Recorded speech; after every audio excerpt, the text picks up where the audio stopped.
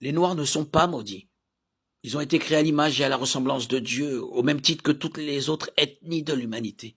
L'idée selon laquelle les Noirs sont maudits par Dieu et divinement destinés à être soumis aux autres races est souvent appelée la malédiction de Ham, basée sur un incident relaté dans le chapitre 9 de la Genèse.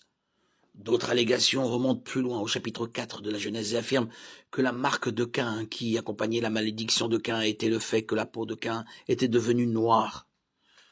Le problème est qu'aucun de ces passages ne parle de race ou de couleur de peau. Ceux qui affirment que les Noirs sont maudits par Dieu ne disposent d'aucune base biblique pour étayer leur affirmation.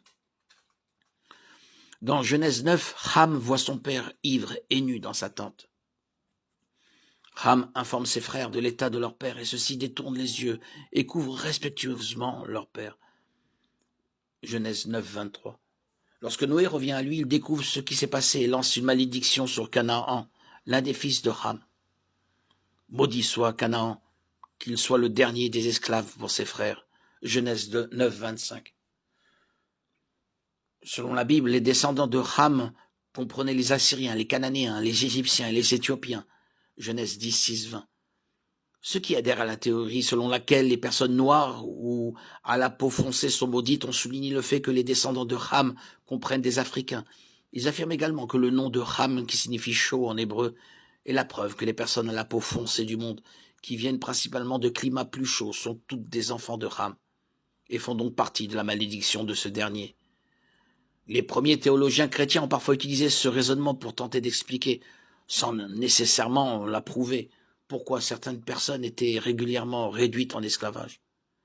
L'invocation de la malédiction de Ham était une tactique développée pendant l'essor de la traite atlantique des esclaves, afin de justifier l'esclavage forcé, fondé sur la race. L'évocation de la malédiction de Ham était particulièrement répandue aux États-Unis pendant la période précédant la guerre de sécession. Cependant, avant et après cette époque, les théologiens ont noté que la pratique de l'esclavage fondé sur la race était explicitement non biblique. Le racisme, le vol d'hommes et la servitude abusive sont toutes interdites par la Bible. Galates 3, 28, Apocalypse 7, 9, Exode 21, 16, Exode 21, 20.